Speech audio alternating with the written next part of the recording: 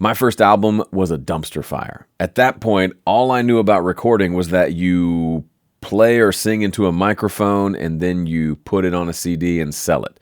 And I didn't know that there were other pieces of the process that I was missing. Things like mixing and mastering. Had no clue that those words even existed until much later. Now, fast forward to today, you're watching this video because you probably have a good understanding of at least what mixing is and what it does, but perhaps you're having a hard time getting your mixes to sound like everybody else's. The problem is, A, it can be pretty difficult. B, it's not terribly intuitive, meaning you can't just kind of figure it out on your own. You typically need some help along the way, especially with things like compression. And C, there's a lot of bad advice out there. So in this video, I want to give you some bad advice as well. No, I'm just kidding. In this video, I want to talk about some of the bad advice out there so you can just go ahead and ignore it and get back to making great music. The first piece of bad advice is you got to gain stage everything to -18. If you haven't heard this advice, good for you. Just ignore it. But there's a lot of people out there who think that it's a good idea to take all of your tracks and to do some processing to them so that they're all at the same volume. They're all coming through at about -18 dB. I understand the heart behind this. Part of it is to make sure nothing's too loud because a lot of people record their tracks way too loud and there's no way you could possibly mix them without clipping your master fader, so you got to turn things down. That's part of it. Part of it is if you use really cool like analog plugins, there's a certain level where those analog models sound best, whatever that means. So I understand those pieces of it. However, I think it's bad advice and a waste of time, and it causes 3 problems. Problem number 1, it's more math and less art. I'm not a fan of things. There's some math involved in music production, and especially in mastering. So I'm okay with math being in the picture. But when math becomes the focus and all you do is do things based on mathematics and formulas and meters and numbers, and you're not relying on these fleshy things on the side of your head, that's a problem. Problem number 2, it's a fake shortcut. So I'm all for shortcuts and things that make my life easier and more efficient. This isn't one of them. It doesn't make your mix sound any better. It doesn't put you in a better position to mix. It's just some busy work that you can do to then finally start your mix, and nothing's going to sound any better than it did before you did the whole gain staging thing. Problem number 3, it's all about sameness versus balance. We want balance, not sameness. And you may think, well, Joe, those words are the same, aren't they? No, to me, balance is everything in a proper proportion versus everything being the same. If I bake you a cake and I use the same amount of salt as I do flour and sugar, that sucker's going to taste bad. Same thing with a mix. If you do this process where you normalize everything to -18 dB, it just makes everything the same volume. That's not balanced. That's same. That means that little whisper vocal that you recorded is going to be the same volume as your lead guitar, or your shaker track is going to be the same volume as your snare drum.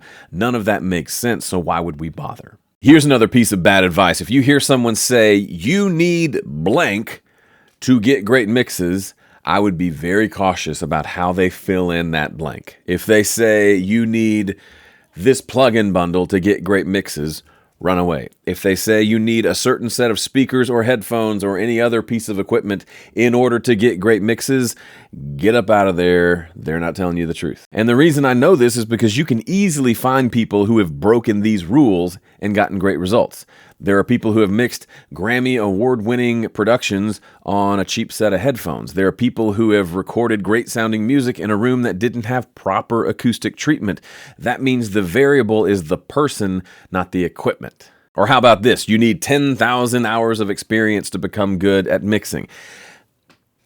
There's some truth there, but if you spend 10,000 hours on the wrong stuff, you're not going to have much better results. You have to know where to focus and how to practice well.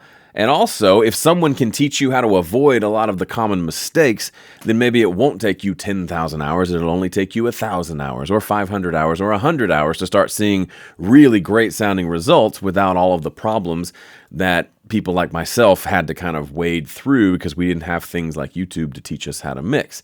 So that's why I created my 5-step mix guide. I'm not saying it's the only way to mix, but it's the way that I've discovered that helps me get consistently great results quickly. And if you want to learn my process, it's a quick read. Just go to recordingrevolution.com/5-step mix. It's completely free. My gift to you. Go enjoy. And the final piece of bad advice, just use your ears. If it sounds good, it is good. Guess what? If you're early in this process, no offense, but you don't know what sounds good. When I started writing songs around age 15 or so, my first song, I thought at the time that it was amazing. This thing should be winning awards, I thought to myself. With a couple of decades of hindsight, I can say, okay, yeah, that was terrible. And no, I would never play it for you. It was good for what 15-year-old me could do, and it was a stepping stone to get to where I am today, but it was decidedly not good, even though I genuinely thought it was good, and even had people around me who said, oh, that's really good. They didn't really know what they were talking about either. I'm not saying this to sound elitist. Obviously, you probably can tell a good mix from a bad mix, but you probably don't know, especially if you're early on in the process, what goes in to making a good mix. For example, a common mistake people make when they want to learn how to mix, they pull up some tracks and then they, instead of thinking about the whole mix or sections of the mix like drums, guitars, things like that, they zoom all the way in to just the snare drum. And then they might spend an hour or two tweaking that snare drum, just having the time of their lives with the snare drum in solo. Then they press the solo button and listen to just the drum mix, so zoomed out a little bit, or they zoom out all the way to the entire mix and they realize, oh boy, that snare drum doesn't sound anything like it did in solo. That's the point. The way things interact together versus by themselves is the game, and that's not something you can just intuitively know right out of the gate. So when someone tells you just use your ears or just do what sounds good, that sounds like great advice, but it only really applies if you've already had some experience of knowing if the guitar sounds like this in solo, it'll sound amazing in the mix. When you have that experience, when you can very quickly determine that guitar is too muddy, it's going to make my mix muddy. Even though I like the way it sounds by itself, I know I've got to roll off a lot of that low end in order for it to fit in the mix the way it needs to. When you get to that point, then I can say something to you like, if it sounds good, it is good. But until then, that's pretty much useless advice. Better advice would be, when it comes to using the solo button in your software, just don't. Or use it very sparingly. Whenever you're in solo, you should feel like there's a clock ticking to get back to listening things in context. Like if you're working on drums, maybe you have all of the drums soloed, but you don't have the snare drum soloed much at all. That way you're working on things in the context of how they sound in the mix versus in this isolated space that doesn't really have any bearing on reality. All right, that's it for this video. Thanks for watching until the end. If you're not subscribed, what are you waiting for? Please do. I'll see you in the next one.